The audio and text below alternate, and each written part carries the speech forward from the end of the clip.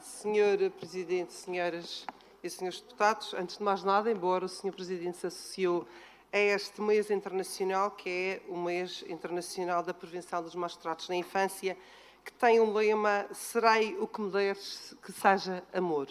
E, de facto, estamos todos associados a esta mesma campanha. Senhor Presidente, senhoras e senhores deputados, os desafios que as governações enfrentam são de índole variada.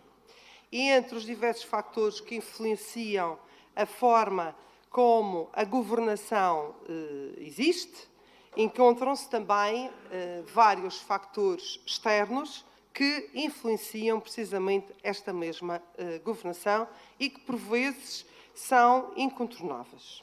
Numa região insular ultraperiférica, arquipelágica como a Madeira, os aspectos que não dependem dos órgãos de governo próprio, mas que influenciam sobremaneira a forma como vivemos, são em maior quantidade e, sobretudo, têm um maior impacto e uma maior intensidade do que noutros territórios, nomeadamente os continentais. Nenhum governo pode antever e evitar o surgimento de uma pandemia. Nenhum governo, quiçá à exceção do russo, pode antever e evitar um conflito armado em solo europeu. Estes dois grandes acontecimentos, que infelizmente marcaram a legislatura iniciada em 2019, impuseram uma substancial mudança de contexto e paradigma na nossa região. Numa primeira fase, com a pandemia, passamos por um confinamento, deparamos com uma crise jamais vivida, crise esta que foi sanitária, foi social, foi económica e que levou a uma quebra da produção, a uma quebra dos rendimentos por parte das famílias e das empresas e de toda a população. Numa segunda fase, quando pensávamos que o pior já tinha sido ultrapassado, o conflito armado entre a Rússia e a Ucrânia conduziu novamente a uma retração económica e, mais uma vez, a um aumento generalizado no preço de bens e serviços, a uma inflação galopante, o que levou a um exponencial aumento do custo de vida. Se é verdade, como referi, que nenhum governo pode antever e evitar estes acontecimentos, não é menos verdade que pende sobre os diferentes governos encontrar soluções, medidas, programas para mitigar os efeitos destes inesperados eventos. E é precisamente aqui que reside um dos grandes méritos do Governo Regional que certa oposição tama em não reconhecer. Com proatividade, antecipação, audácia, o Executivo madeirense soube adotar medidas de choque para encontrar soluções para revitalizar a economia, adotou medidas inovadoras de apoio à iniciativa privada, de estímulo ao investimento privado e criou um regime de benefícios fiscais com o objetivo precisamente de desagravamento fiscal, dinamização da economia e assim criar emprego e criar riqueza. São os vários os programas que estão no terreno para garantir que, de uma forma transversal, os trabalhadores, as empresas e as famílias que necessitam sejam contempladas. Só com estas fortes e eficazes respostas tem sido possível a economia recuperar. E os números falam por si e superam o ano de 2019.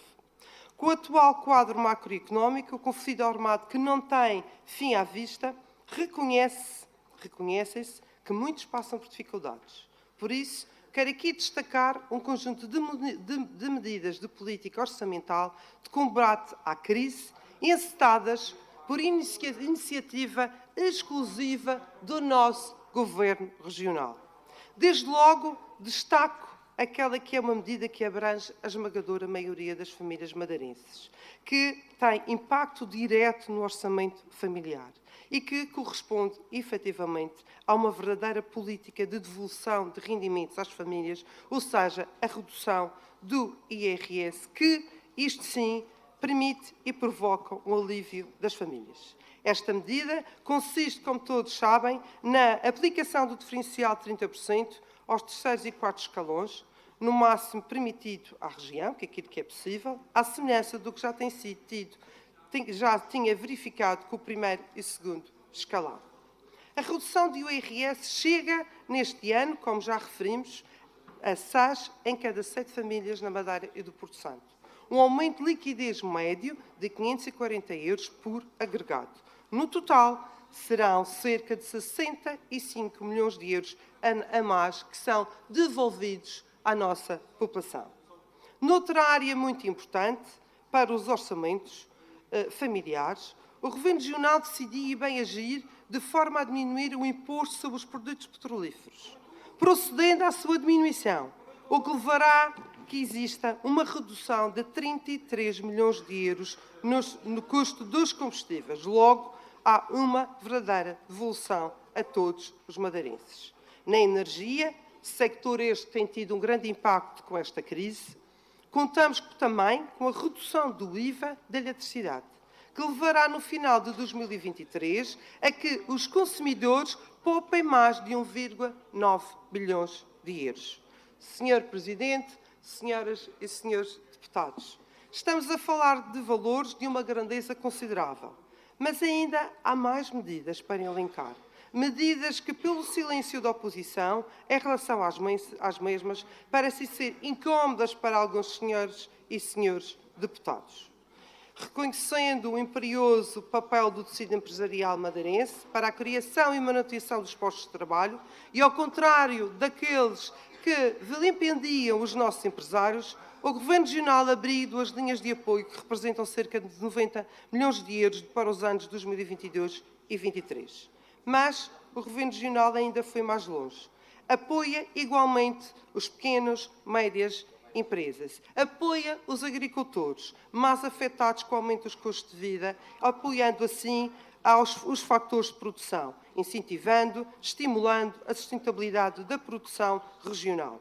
E tem apoiado os nossos produtores regionais, que é a designada medida 22, na redução destes mesmos custos de produção, tendo já atingido 7 mil produtores. Podemos dizer que, apoiando os produtores, poupa assim os consumidores. Numa das áreas mais importantes para todos nós é, sem dúvida, a questão da habitação. E nós temos um verdadeiro programa de habitação. Nós não temos um logro que é o programa de habitação, aquilo que se passa a nível nacional. Nós temos, sem rir, e nós com antecipação, criamos programas que estão no terreno, designados de o Prohabitar e o Reequilibrar, que são medidas pioneiras de apoio às nossas famílias mais jovens. Estes programas apoiam na aquisição, na construção, no arrendamento da habitação própria, mas também no auxílio ao pagamento das prestações de crédito à habitação.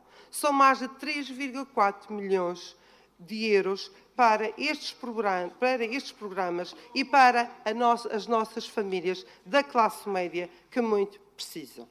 Temos assim assegurado um conjunto de apoios, um conjunto de medidas que anteciparam esta crise que tem vindo a ocorrer, que surge após a pandemia, que surge após a invasão da Ucrânia, que tem sido transversal, que vai aos trabalhadores, que vai às empresas, que vai às famílias, mas que também mantém outros apoios que foram iniciados em 2021. Eu relembro, e ninguém pode dizer que isto não corresponde à verdade, está no orçamento, foi aprovado nesta mesma Assembleia e desde 2021 existem apoios muito diretos, que é o caso do apoio às creches e jardins de infância. Isto foi iniciado em 2021. Ainda vos posso falar de outro tipo de apoios que iniciados em 2020, que foi a redução dos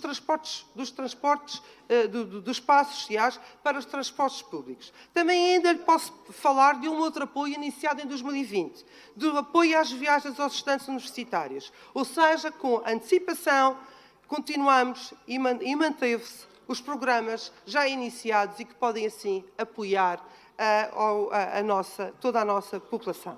Se isto não bastasse, o Governo Regional reforçou o programa do Kit Bebé, reforçou o programa Mais Visão, tem o programa de apoio à garantia de estabilidade social, ainda com 10,3 milhões ainda em execução. E ainda temos algo que muitas vezes é aqui falado e discutido, que tem a ver com a distribuição gratuita dos manuais escolares do primeiro ciclo, onde temos alocado 10,3 milhões de euros para apoiar precisamente os manuais digitais para as nossas crianças. Senhor Presidente e senhoras e senhores deputados, depois de elencar este conjunto de medidas, fica a pergunta: como pode a oposição nesta Assembleia desvirtuar todas estas medidas, desvalorizar todos estes programas e não reconhecer que houve efetivamente uma antecipação dos mesmos? Sem dúvida que, para tempos excepcionais, exigem medidas excepcionais. E as medidas estão no terreno, de forma responsável e mantendo um equilíbrio das contas regionais, onde as políticas públicas estão a ser desenvolvidas com equidade e justiça para bem de todos nós. Muito obrigada.